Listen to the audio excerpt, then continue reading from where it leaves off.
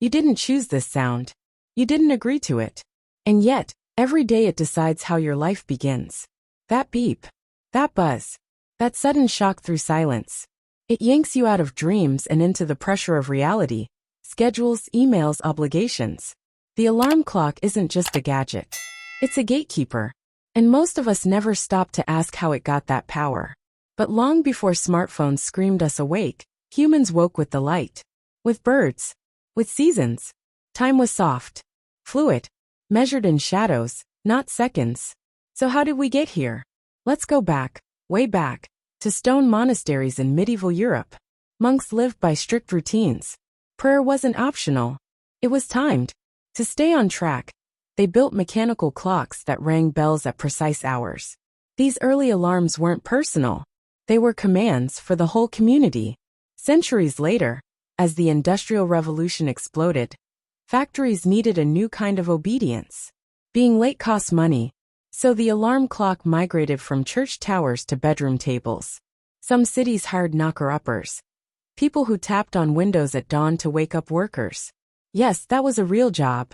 In 1787, an American named Levi Hutchins made one of the first personal alarm clocks. It rang at 4 a.m. every day. No buttons. No options. Just discipline. By the 1900s, these clocks weren't just common, they were seen as patriotic. Ads during wartime urged Americans to be punctual, as a way of supporting the troops. Being on time became a civic duty. Then came electricity. The 1950s brought slicker designs, and the rise of the clock radio. Suddenly you could wake up to music, weather, even the news. The start of your day got its own soundtrack. But convenience came at a price. By the 1980s, the snooze button had quietly become part of daily life. Millions began resisting their alarms, setting 5, 6, even 10 of them in a row. We were no longer waking up. We were negotiating with time. At the same time, scientists began studying sleep and found that we weren't meant to wake up this way. Our bodies move through sleep in cycles, light, deep, and REM. Naturally, we wake at the end of these 90-minute waves. But an alarm doesn't care what stage you're in. It interrupts, rips you out. That groggy, dizzy state afterward? It has a name, sleep inertia. Still, we depend on them.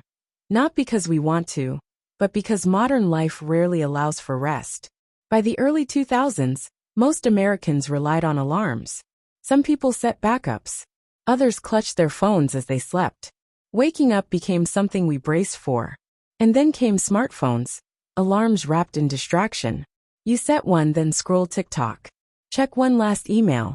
Watch just one more video. Suddenly it's 1:30 a.m. and your alarm is set for 6. You've sabotaged yourself again. There's a term for this. Revenge bedtime procrastination. Staying up too late because it's the only time you feel in control. And the irony?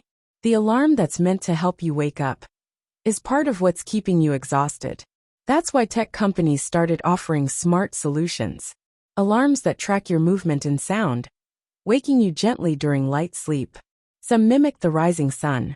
Others vibrate, hum, or change room temperature. A kinder way to wake, supposedly. But here's the thing. None of this fixes the root problem. No gadget can replace what your brain really needs, deep, undisturbed rest. You can't hack your way around sleep. You have to protect it. So what can you do?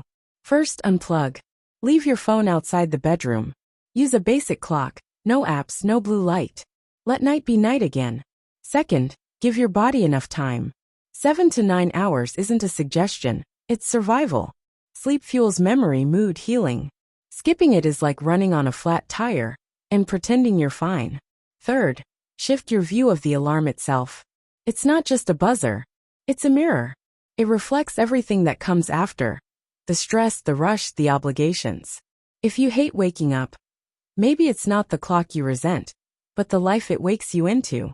The alarm clock isn't the villain, but it is a symptom. It stands for something bigger. The way we've let productivity overtake peace. The way we've replaced rhythms with routines. But here's the good news. You still have a choice. You can build a life where rest is sacred again. Where sleep isn't stolen by screens.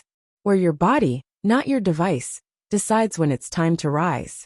And maybe, just maybe, You'll stop hitting snooze not because you have to, but because you don't need it anymore.